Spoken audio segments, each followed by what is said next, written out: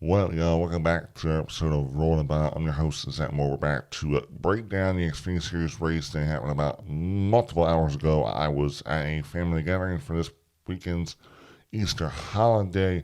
But first, before we wrap and look over the Xfinity Series race, there's a couple things I missed or I wanted to talk about. Mobile One will become the official Victory Lane sponsor of all NASCAR tracks moving forward. It was Roof Mortgage. But now, to me, Mobile One is in my opinion, a much better sponsor because it's more like a racing sponsor. It's a racing brand, Motor Oil. They sponsor and are a part of multiple motorsports like F1. They have a sponsorship deal with Toyota. So I think this is a much better fit for NASCAR. I think it's great for Mobile One and NASCAR. Another thing, Australian supercar driver Cam Waters will be piloting the No. 66 Ford Performance F-150 for ThorSport Racing next weekend at Martinsville in the NASCAR Craftsman Truck Series. It's just another add-on to this whole, takeover. These supercar drivers wanting to come over. I believe Cam Waters will be running races for RFK in their Stage 60 car. I see Cam Waters, he follows Brad Keselowski and RFK on Instagram, so that, in my opinion, it was a rumor, but it looks like I think it's a guaranteed thing. I'm not sure. It'll probably be, road courses and then some street course race. I'm not sure if he'll run a race before the Chicago street course race. Like the only race before that is Sonoma, or he'll just his first official race in NASCAR. When it comes to the NASCAR Cup Series, will be the Chicago street course race.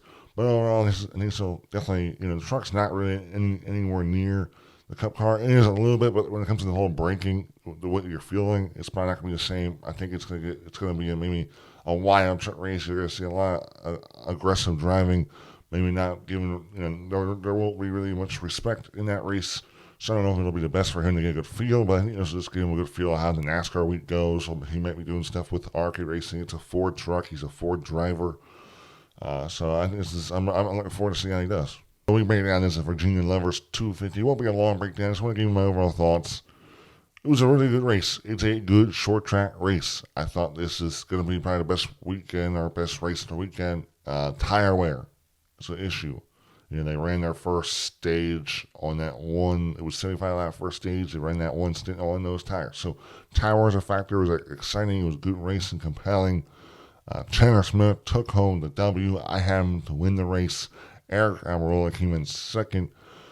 Eric Almirola led 96 laps, and Chandler Smith led 76 laps. I thought Eric Almirola had this race in his control, especially near the end of stage near the end of stage one, going into stage two, and pretty much near the first half of the last stage until Chandler Smith and that Toyota Joe Gibbs Racing number 81 Mobile One car kind of came on strong in the long run. 7 cautions. We didn't see, we had some spins, some mechanical failures. Brandon Jones had some issues. We saw some displeasure between Joey Gase and Dawson Cram. Joey Gase kind of got pushed into the turn one, got slid, smacked the wall, rear end, took his rear end bumper off and threw it at Dawson Cram's car. It looked like Dawson Cram, it was his fault. It looked like they talked after the race. So that was definitely good for them to, resolve their issues. It's 2 smaller teams. I think Joey Gase is an owner for his team. But I think it was great entertainment. It's great entertainment for fans on X, all the social medias. It was a great throw. Pull that bumper right off, smack dab on his windshield. Great throw by Joey Gase. That was the one highlight of the race. Overall, I would say if we pass forward to the end of this race, we had a interesting, after that Joey Gase accident, we had a pit strategy where some cars stayed out and some cars pitted.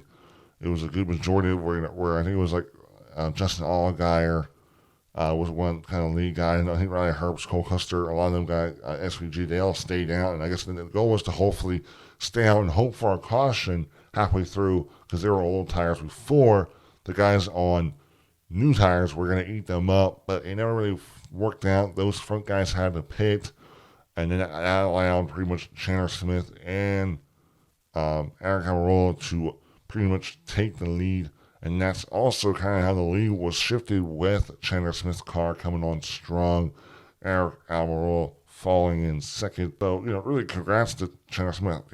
He's legit. I said, last year you saw potential in that calling car. Now you're really seeing him he's has one of the fastest cars on track, and now you're seeing his talent also be on display. It's great for Eric Almirola too. I thought, man, this could going to be his win right here. Here he goes. I think I do expect him to win a race. I don't know where. It seems like a short track, so it might be a strong suit in the Xfinity Series for right now. But look forward to see how he improves and if he does get that win. We look over our top finishers. We can look at the whole top three is all Joe Gibbs racing cars. Chandler Smith first, Eric Almirola second, and then Taylor Gray. This guy races for Tricon Garage in Truck Series. Young talent. I think he's either like 18 or 19 years old. Really young guy.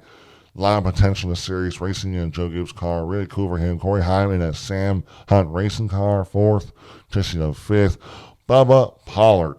This guy was fast in practice, didn't have a great qualifying lap, started in the back, and was really, really able to improve and came up to sixth. I really do believe if Bubba Pollard had more time in this car, a longer practice session, and maybe also a better qualifying lap, I think he would have been in maybe a better position to win this race.